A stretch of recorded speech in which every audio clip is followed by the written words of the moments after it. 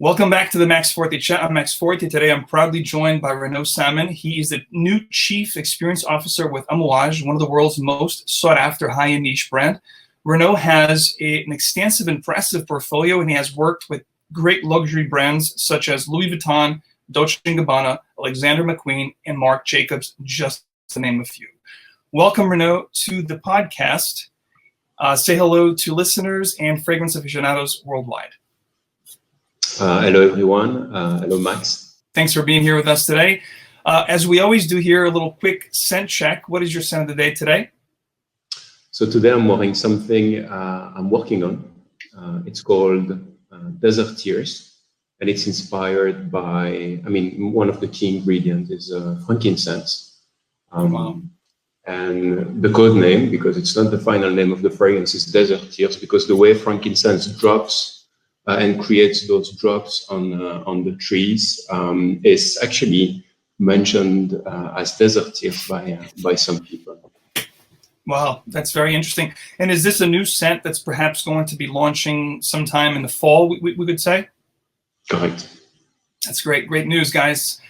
You heard it here first. Desert Tears is the code name.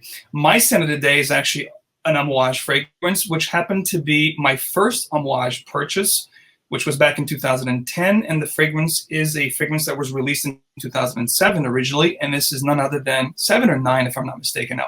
Reflection Man, I think it was 2007. Love that stuff. Beautiful jasmine, beautiful pimento note, just great scent. Makes me feel great. So tell us a little bit about how does it feel to work with such a predominant brand in the fragrance community? You have such a great, extensive portfolio with working with amazing brands such as Dolce&Gabbana, Marc Jacobs, Louis Vuitton. But most of these brands were pretty much, they had an extensive portfolio. So not only fragrance, but they had other luxury goods.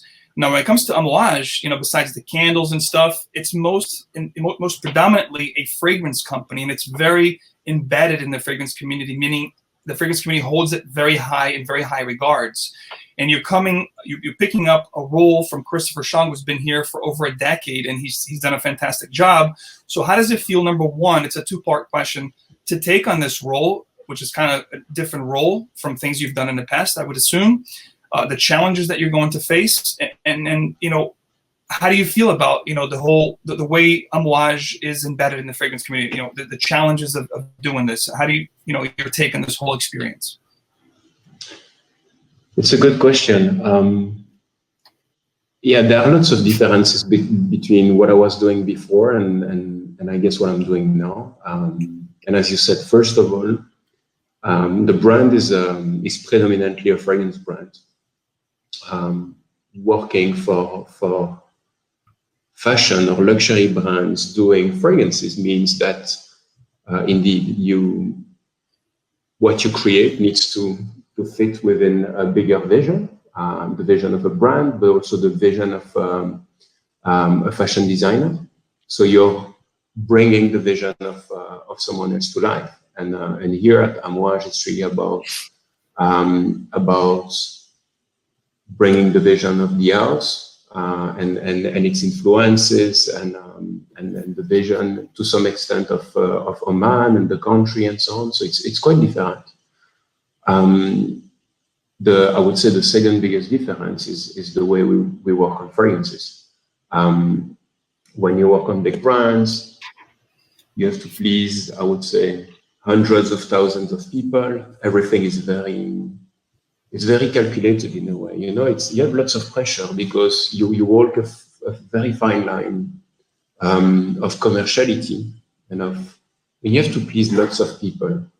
You have CEOs, you have designers, you have consumer testing people, you have the retailers that have quite some power.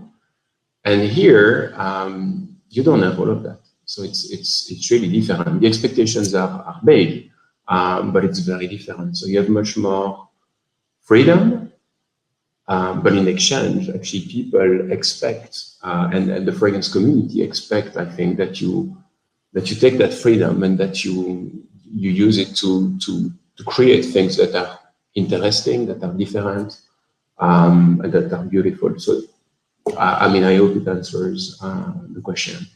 Sure, it does. It's like I'm going to quote a Spider-Man quote, which is like, with great power comes great responsibility. So it's kind of like what you're saying. When you're working with a bigger company, you probably have a little more wiggle room for error. But when you're working with a niche brand such as Amouage, and like you said, such a demand and high, the high demand from the fragrance community, your margin for error is a little smaller because they're expecting a lot from the brand. It's a small niche compared to, say, a Dolce&Gabbana, which is a mass release, mass produced. You're going to reach a much higher audience. When it comes to Amouage, it's a much smaller audience. You really need to make a home run of a fragrance to really captivate the audience. So perhaps a little more challenging, if you will, correct? Yeah, I mean, that's correct. And on top of that, as you mentioned it, Christopher did a beautiful job. And in a way, I mean, I can feel that there are expectations. It could be that some smaller brands, they don't rely that much on the vision of a creative person, while it feels like Amouage is really driven by creativity and by, in a way, by the personality that Christopher had and so on, and by those beautiful creations. So, yeah, I mean, I could feel it. The day I arrived, I could feel definitely that the expectations were there, that people were watching, every single move. And I can tell you every single little change, I'm getting lots of comments, reactions, like some questions, people challenging and so on. And it's, you need to think, okay, how am I going to try to take that into account in a way, because you cannot isolate yourself and say, okay, I'm going to do my thing and I'm not going to listen to all of that and so on. But at the same time, how am I going to bring something that is a strong vision, that is also going to bring the brand somewhere else and not only do and redo what has been done in the past. Would you say that this position that you have now with Amouage is perhaps the most engaging position you've ever had? In the past, you've had other great positions with such great luxury brands, but you probably didn't engage with the public and the fans as much as you're doing it now with Amouage in such a small period that you've been here for, I think, 8 months to a year now. So would you say so? This is like the most engaging experience you've ever had? Yeah, definitely. When you work for a big designer, you're not supposed to say, which fragrances you've created and so on. So in a way, it protects you, because you're kind of hidden behind the name of the designer, you're hidden behind big companies and so on. And here it's, first of all, it's about Amouage, but then it's also about you. And and I realize that I represent the brand, and it's important. So let's get into this question, which I think is a quite interesting one as well. So what can fans around the world expect from the brand now? Because we've seen the first release under your creative process, which was Amouage's Interlude Man Black Iris, which is in essence a flanker of the original Interlude Man, which was a success. So can people expect to see Amouage playing, homage to other amazing releases like Reflection Man I just talked about, maybe flankers of, famous releases of the past? Or can we see both? Can we expect to see other incredible creations also on the works, such as Desert Tears that you just talked about? I think that's kind of the direction that Amouage has taken. Can you correct me if I'm wrong? Yeah. I would say that Interlude Black Iris came as a transition. It was really there to kind of represent that period of creative interlude of the brand. And in a way, when we started talking about it and when we started working with Pierre, I did not realize that it could be perceived as something a bit commercial or negative to create a flanker by the audience and so on. What the idea was, well, it would feel a bit premature to come up with something completely new, brand new vision, after being for a few weeks on the job, because that's really what it's all about. If you think back about when I started and so on, and the time it takes to create a fragrance, it's literally like you just start and you need to create something new. And back then it felt just more.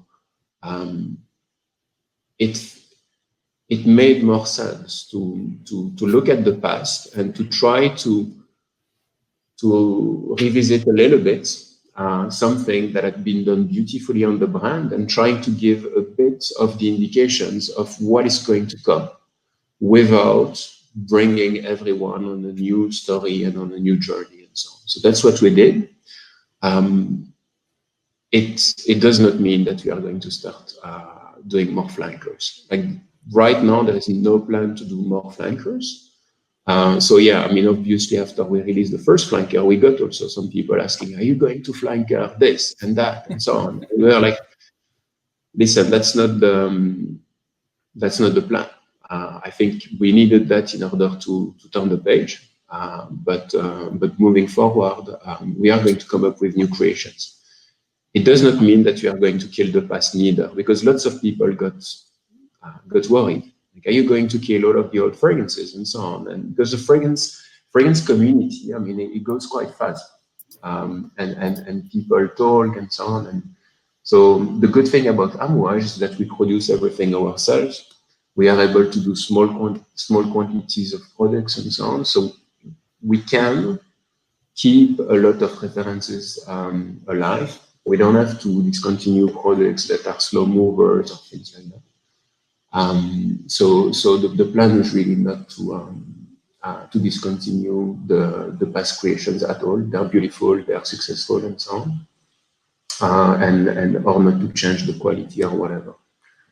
What we were looking at is trying to smell some of the creations differently. So we've been smelling some of them in higher concentration to see, okay, could it change something? Because I mean, I don't know if you're aware, but we have extrait on the women's lines. We don't have any extrait on the men's lines, and why not? So we started smelling some of the men's fragrances at much higher concentration to see how they would evolve and so on. For some of them, it's quite interesting. So we are thinking, okay, could we do something about it? Could it be something quite exclusive and quite special? But it's not there yet. So that's great. Thanks for sharing that. Now, when it comes to discontinued stuff, which is something that I get asked all the time as well from the House of Amouage, when you look at the whole portfolio, so you're saying that there hasn't been any discontinuations, meaning a lot of people talk about CL Men being discontinued.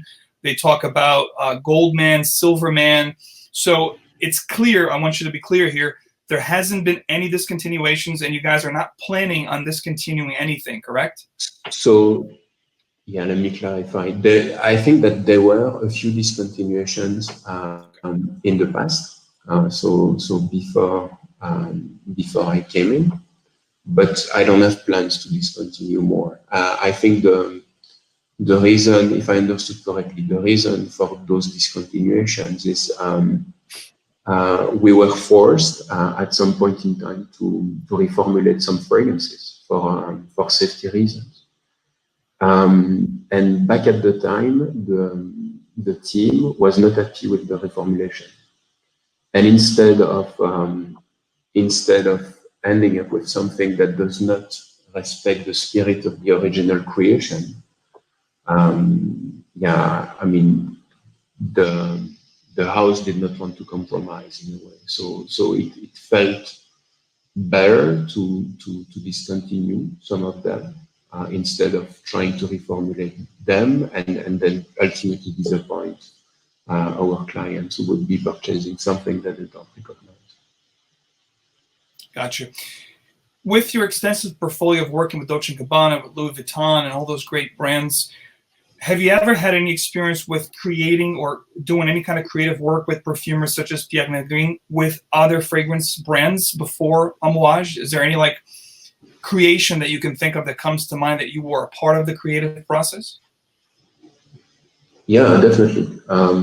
And yeah, that's the good thing about having worked for a few big brands, because you get to work with some of the best perfumers in the world. So I probably worked with, probably half of the perfumers who have created for Amouage. I worked with them in the past. Pierre, to take that specific example, I had never worked with him. But I was living in New York before moving to Amouage. And I had met him a few times. Because, I mean, you know, the industry in New York and so on is quite small. So you get to meet people during events and things like that. And we had talked, and the day I started, we met a few days after. We sat down together and we started talking. I started smelling his work for Amouage. He has been quite prolific on Amouage. And I quickly, I think, we went along very well together, and the work started like that. So yeah. Really cool.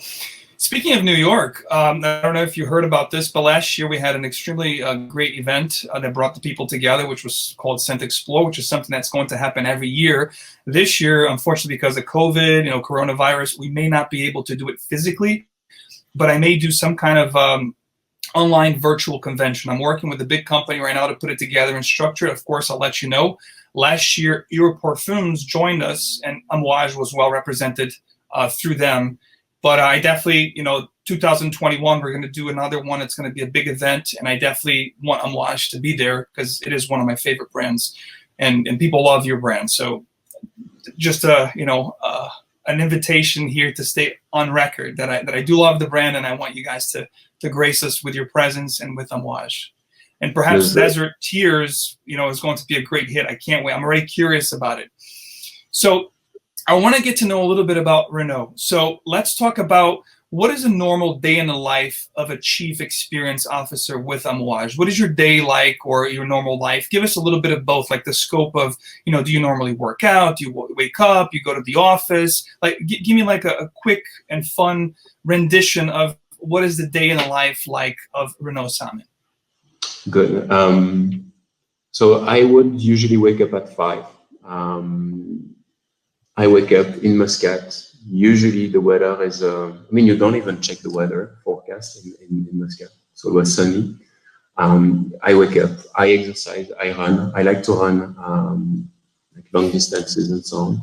I would usually run 1 hour, 1 hour and a half. Then I would have my breakfast with the kids. I have 2 kids. And then I would leave to the factory. We have so I live 15 minutes away from the factory. Would be at the factory at 8, around 8. I start the day by taking my blotters from the day before. So I always take my, in French we say fond, so like the base notes of the fragrances. And I want to make sure that they still smell the day after. I think it's something people expect from Amouage, long-lasting fragrances. So I smell my blotters. I take half an hour to smell them. I write down my notes. Usually, I would send my notes to the perfumers I'm working with. Because obviously now that it's a bit more difficult to travel. But I send my notes, I send my comments, and then we start the day with the different topics I cover as Chief Experience Officer. It's a title that still need to get used to, but I think the intention of my CEO and the family that owns the company was to, by using that title, was to reflect the fact that it's not only about being a creative director and giving a direction and then not caring about everything that happens until and or even after the creation reaches the fragrance community and so on. So it's really all about making sure that I cover every single aspect of the brand identity and not only the fragrance creation.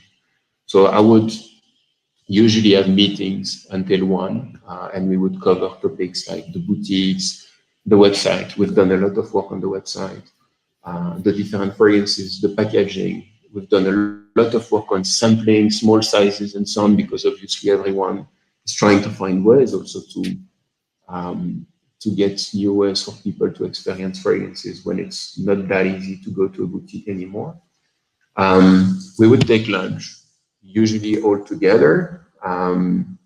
Not anymore now. So now I'm getting my lunch in my office for now. And then in the afternoon, we would have usually more creative sessions.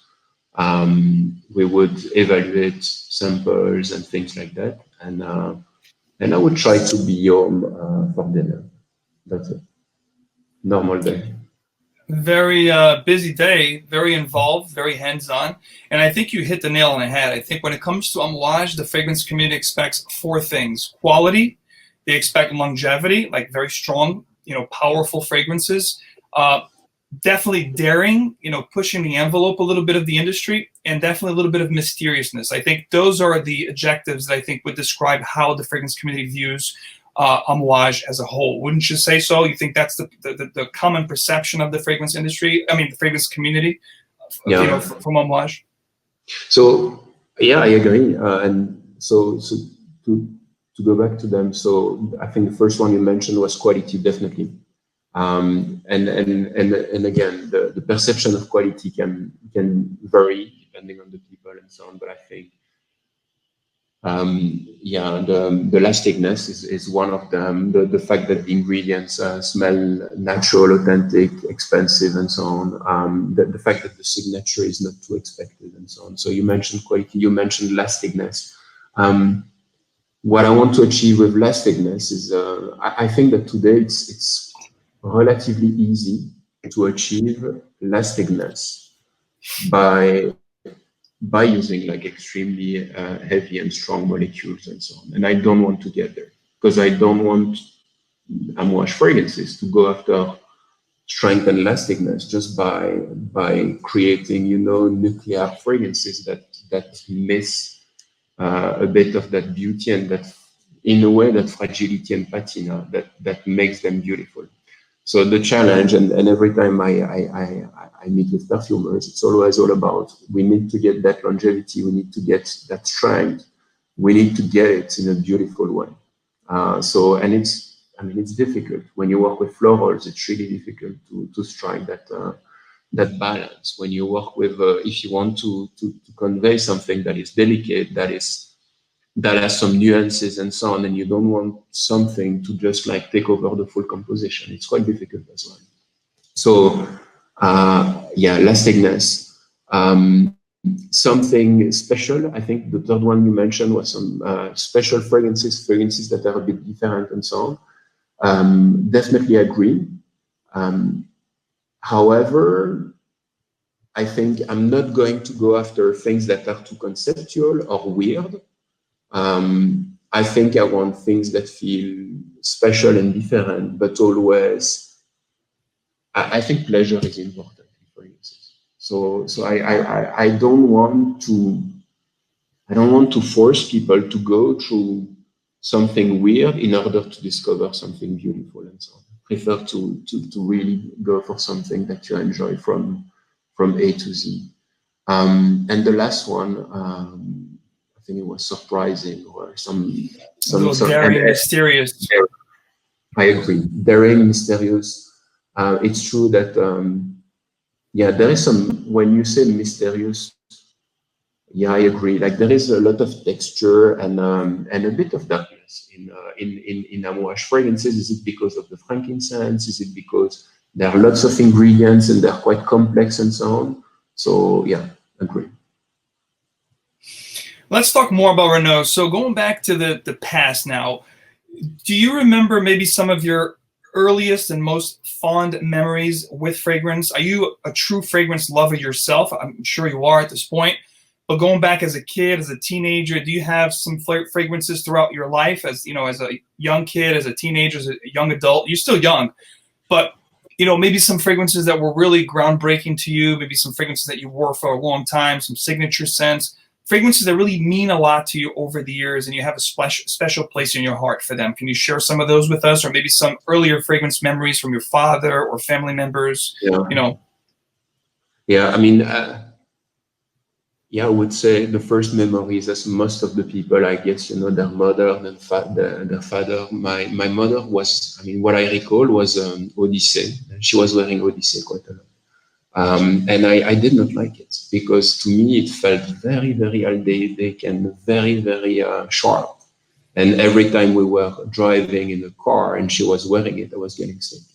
So that's not like a pleasant one, but I think, I mean, until today, every time I smell it, I get those memories back. My father was someone who was always wearing what I would describe as blue fragrances. So very, very fresh, very, I mean, typical mainstream masculine fragrances and so on. So a little bit boring from that point of view, I must say. So nothing really memorable. One of the first big memories was when I started, when I did my first internship, one of my first internships. The head of human resources was a very chic lady, and I remember her scent. And her scent was beautiful. And obviously, I was an intern. I was scared when I was like meeting with her and so on. So I never dared to ask her what her fragrance was. Until the last day when I finished my internship after 18 months. Um, I, I went to her office and I was like, listen, I have to ask, like, what is that fragrance? Because otherwise, I think I'm just going to keep on searching for my full life. And she was wearing Chanel Gourmand bag. And yeah, I just remember that mix of patchouli and that sweet, Gorgeous. I mean, that sweet vibe to it and so on. I mean, to me, it was quite a strong memory. And yeah, one of my first fragrance love from my point of view that I remember. I really liked Dior Homme for quite some time, and Bois d'Argent, Eau Noire. So the those fragrances that Eddie Slimane released when he was at Dior Homme, and it was really that time when I started working. I had to buy suits. I'm very tall, so I could not find suits. And back at the time, Eddie was doing suits for skinny people and so on. So I really got into that world of what he was doing at Dior, and then I got addicted to the fragrances and so on. And, yeah, that was like one of my first big love in terms of fragrances. Is it safe to say that you have a kind love for iris? It seems like you like iris and patchouli a lot. I mean, the first creation, the transitional period right now was, Black Iris with Interlude. You talked about Dior Homme just now. You talked about Coromandel, which is an incredible patchouli fragrance. So is it safe to say that if you had to pinpoint maybe a couple, 2 or 3 top notes that you really love, iris and patchouli are probably your favorite notes to work with? It's quite true. I think I like these because I think that they give a lot of texture to a fragrance without overpowering everything and so on. I'm a big believer that you always need some type of texture and patina in fragrances and so on, so that you don't just end up having spikes of ingredients that shoot and nothing behind. So definitely, but that's why when I arrived in Oman, I started truly discovering frankincense. I was a bit narrow-minded when it came to frankincense before arriving, and now I think I really enjoy and understand the different aspects of frankincense.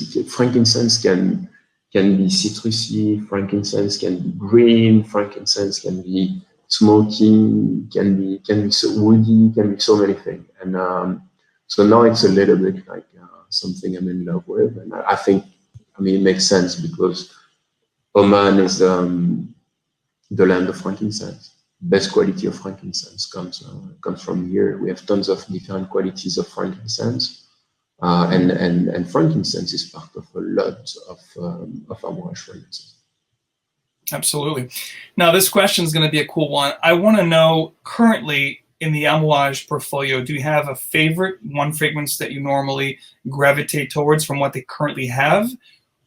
But I have a feeling that the best is yet to come, because I can see in your eyes you have that fire, and I can see from what you said, what you talked about, the Desert Tears one that's in the works. I have a feeling some incredible creations are going to come in the next few years. But from what they have right now, what would you say is your favorite? That's a good question. I love... Or maybe the top three. Maybe the top three, if you don't want to pinpoint just one, maybe like the top two or top three. So I love Epic Woman. I'm talking a lot with Cécile, and I think she's quite active in the community and so on. But she's fantastic. In fact, she was part of the podcast. I don't mean to cut you because we're in a little bit of delay. I apologize. But I just want you to know Cécile is amazing. I met her a few times. In fact, she was already on the podcast, which we'll be posting very soon. She's also been interviewed here. And I would love to see her working with Amouage. She's an amazing nose, an amazing person. I can see you both working beautifully together. But I'm sorry, I apologize. I didn't mean to cut you. Yeah, no, she's indeed. I think she just has like that strong vision. She never gives up and so on. So I mean, I had never worked with her before, but since I joined Amouage, we've been talking quite a lot and so on. And I love Epic Woman. I'm wearing it regularly, and I think it's beautiful. I love Beach Hut Man as well, particularly now. I really enjoy it and so on. It's I mean, it's so fresh and so different at the same time. So for me, it's really one that I enjoy. What else do I enjoy? I enjoy Memoir Man as well, a lot. So, yeah, I mean, but there are so many creations, and at the same time, I don't have the chance that much to wear all of them properly, because I mean, I'm not supposed to wear fragrances when I evaluate and so on. Thanks for sharing that. Now, when it comes to new creations, you said you're working on this code name Desert Tears. So can fans from Amouage expect at least one new creation or two per year, one masculine, one feminine counterpart? Is that the kind of direction that Amouage is going, maybe one or two releases per year? Yeah, I think so. I mean, the reality is that the brand is quite complex. We sell, if I'm not wrong, 54 or 55 fragrances. So unless you're really, really into fragrances and into Amouage, I mean, you probably still have a lot to discover on the brand. But it's true that at the same time, it's important to create new things, and people expect new creations and so on. So yeah, I think finding the right rhythm to not create too much, but at the same time come up with interesting fragrances for men and women is important. So yeah, I would say between 2 and maximum 3 or 4 fragrances per year. So what advice would you give to someone that's starting out in the niche world and wants to really dive into the house of Amouage?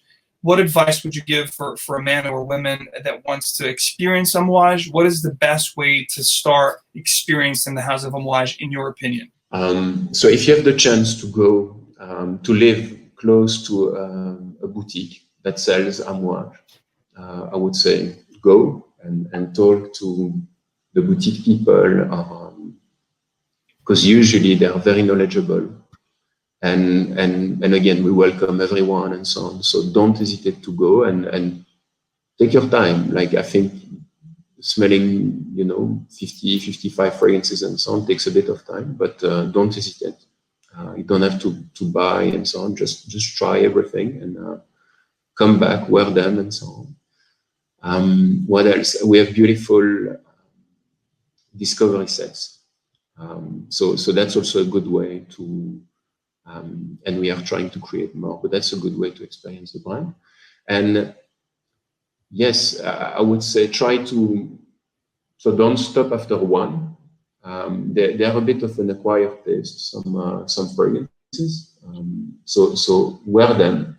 Don't stop at the first sniff, definitely. And try to experience the range and try to understand where you are between. I mean, the way I read the range is probably from reflection to interlude.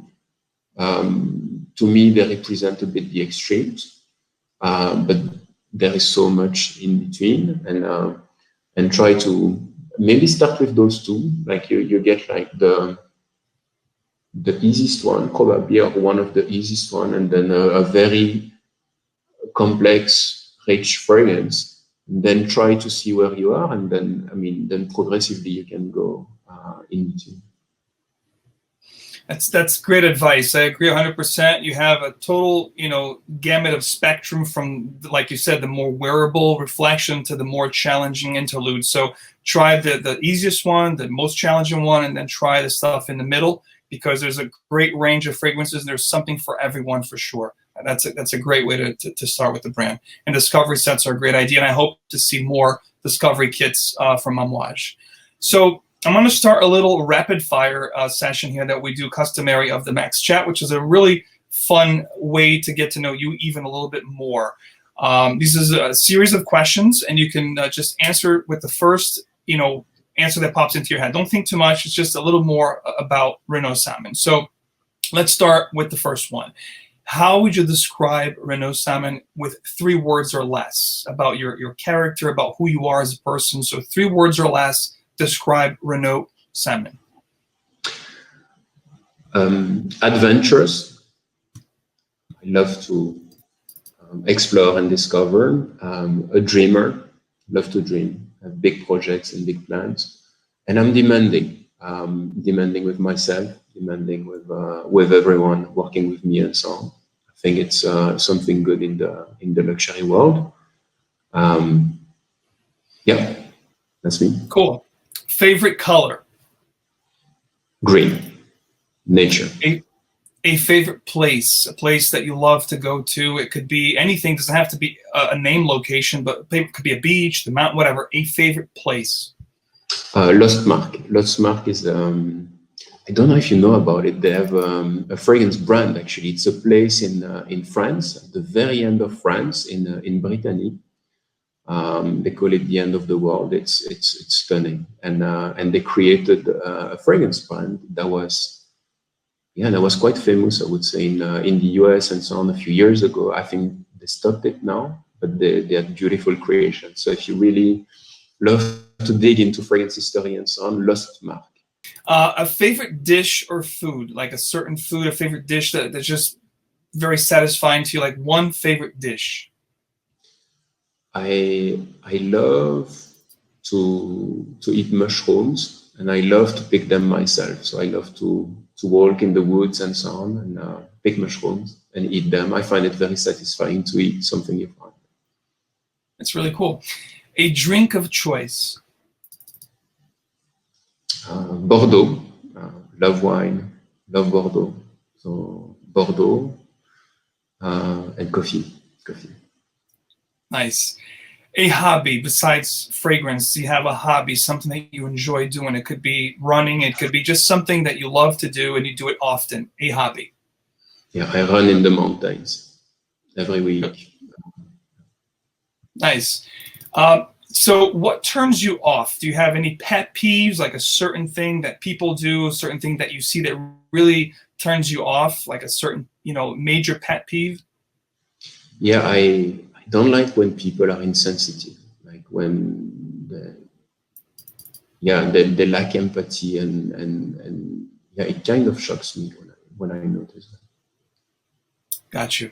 If you weren't what you are today, the profession that you had for many years now, what do you think you would have been professionally? Do you have anything in mind that maybe if you weren't what you were doing now, maybe that's the profession you would have undertook? What do you think? Yeah, when I was a kid, I wanted to be a ranger in the national park or something like that. I think I would try to do that. Really cool. If you could have one superpower, what would that power be? Going back in time. So yeah, time machine. And, yeah. Time travel? Yeah, definitely. Nice. Yeah, I would. Or, I mean, either that or the ability to freeze time when you feel that you're just like enjoying the perfect moment and so on. So, yeah. That's really cool. Now, if you were an animal, what animal would that be? And is there a certain animal that you have more affinity with, like one animal that you really enjoy and you know you really love, like one particular animal? And if you were an animal, what animal do you think you would be? So if I were an animal, I would love to be, I guess, a bird, just to be able to fly. It must feel so good. Yeah, I don't know if I go along with birds that well, so I would say probably a dog, like a husky or something like that. You know, a dog who has lots of energy and needs to run and stuff like that. Really cool. So this is our podcast. So in closing, I want you to have the floor right now. You have the mic. Please share with everyone in the fragrance world some thoughts, some ideas, or something that you have going on right now. You can talk a little bit more about Desert Tears if you want to. It's your time to shine. Say whatever you'd like to the fragrance world out there. Good. So, yeah, what I want to say is don't hesitate, first of all, to keep on commenting, keep on interacting with Amouage, but with fragrance brands in general, because it's very valuable. Even if some brands might not answer and so on, I can tell you that, we're looking at reviews, we're looking at comments and so on. And I think more than ever, the industry in general is taking everything into account. And I think that's the way to get the industry where you want it to be. So personally, I'm trying to understand what is going on, and really I'm trying to understand deeply what people want for Amouage and try to bring my take on that. So expect to see new creations this fall for Amouage. One creation that is going to come exclusively to Harrods as well, a bit before. So that's Overture Woman. Overture Woman is coming. We had Overture Man last year. Overture Woman is coming, was created by Annick Menardo. So if you know Annick Menardo, you know that she has such a character and so on. And usually our fragrance creations are extremely strong, and they have a lot of character as well. So Overture Woman is coming. It will have a strong character and so on. Overture Man, I know that there is a lot of love in the community for that fragrance. Is progressively going to be available a bit more broadly. So, because I know that there is a bit of love and hate relationship with exclusive when it comes to fragrances and so on. So it's coming. I think it's part of the dynamic of the industry and so on, to make sure that you work hand in hand with retailers to also give them the possibility to have something exclusive and to keep on building their consumer base and so on. And that's it. And don't hesitate. I hope that you will be enjoying the new direction of Amouage, and I hope that you won't be disappointed, of course. Thanks so much. I appreciate all the knowledge. I appreciate everything you shared here with us, guys. This concludes our Max Forti podcast, the Amouage Experience with Renaud Salmon, and we'll see you again back here real soon. Take care.